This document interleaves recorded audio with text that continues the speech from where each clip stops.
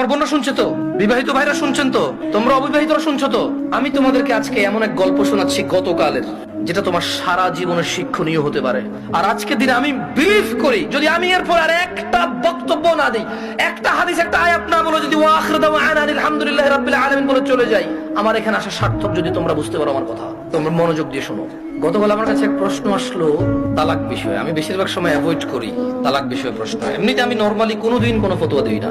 যখন নতুন নতুন বাংলাদেশে আসছিলাম আমি সৌদি আরব থেকে, তো আরো অনেক ছোট ছিলাম, রক্ত অনেক গরম ছিল, তখন আমি বিদআত শিরক এগুলো নিয়ে প্রায় ফতোয়া দিতাম, আর অনেক ভেজাল লাগতো সত্যি কথা। তো আমি চিন্তা করছি এটা বড়দের বিষয়, কার বিষয়, এটা আমার ম্যাটার না, আমার এত জিম্মেদারি নেওয়ার এখনো অতটুকু যোগ্যতা হয়নি। তো বেশিরভাগ তালাকের যখন প্রশ্ন আসে, আমি বড় বড় আলেম যাদেরকে চিনি, যেমন আমি সৌদি আরবে ছিলাম, তাহলে বেশিরভাগ যাদেরকে আমি চিনি তারা মদিনা ইউনিভার্সিটির স্কলার। তো ওই একটা বোন মেসেজ লিখলো, আমি ওয়ালাইকুম আসসালাম দিয়ে লিখেছি আপনি যে কোনো প্রশ্ন লিখে করেন। তখন সে লিখে প্রশ্ন করলো যে তালাকের বিষয়। আমি বললাম যে আমি তালাকের বিষয়ে ফটো দিতে জানি না, আমি একজন বড় আলেমের নাম্বার দিচ্ছি, আপনি ওনার সাথে কথা বলে আপনি জেনে নেন। হোয়াটসঅ্যাপে মেসেজ দিন, ওনাকে কল করে, সমস্যা নেই। এখন উনি আমাকে একটা ভয়েস মেসেজ পাঠালো যে ওনার হাজবেন্ড ওনাকে তালাক দিয়েছে 3 বার।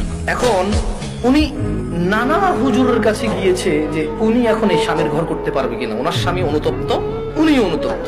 আমাকে একজন হুজুর বলল আমি আমার স্বামীর সাথে থাকতে পারবো একটা হারাম কাজের মাধ্যমে। আমি চিন্তা করলাম, হুজুর যদি বলে হারাম কাজের মাধ্যমে থাকতে পারে, তাহলে হুজুর নিজে তো এটাকে হারাম বলছে, জিনিসটা কি?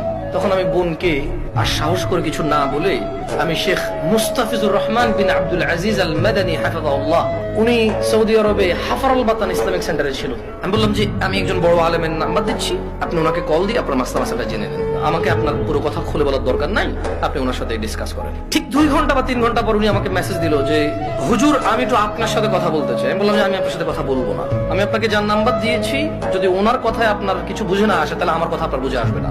বললো যে না হুজুর, ওনার সাথে আমার স্বামী কথা বলেছে, তবে আমার স্বামী একটা বিষয় গোপন করে কথা বলেছে, গোপন করে কথা বলার পরেও হুজুর বলেছে যে তালাক হয়ে গেছে। কিন্তু এখন আমার স্বামী হাফেজে কোরআন, আলেম পাস, আমার স্বামী বলছে তালাক হয়নি। আমি বললাম যে ওকে, আপনি শেখকে কল করে বলেন যে আপনার স্বামীটা গোপন করেছে। বলে যে আমি ভয় পাচ্ছি ওনাকে কল দিতে, কারণ আমার স্বামী কথা বলেছে, উনি এবার কি মনে করেন। উনি কিচ্ছু মনে করবে না, আমি ওনাকে ফোন দিচ্ছি, আপনি কথা বলেন, ভদ্রমূল্যে কথা বলবে না। তখন জোহরের টাইমের সময় হয়েছে, আমি ফোন দিলে বাবা, মানে আমার একটু মেজাজ খারাপ হয়েছে। কি খারাপ হয়েছে? মেজাজ খারাপ হয়েছে। ওই ভদ্র মহিলা আমাকে বারবার বলতে চেষ্টা করতেছে যে আমার একটা বাচ্চা আছে, যদি এখন আমরা স্বামী স্ত্রী আলাদা হয়ে যাই, আমার বাচ্চাটার কি হবে, কনসার্ন কোথায়, বাচ্চা। আমি কল করলাম, কল করে বললাম আপনি তালাক হয়েছেন বা হন নাই, আমি কি এরকম কিছু বলছি? বলেছেন না।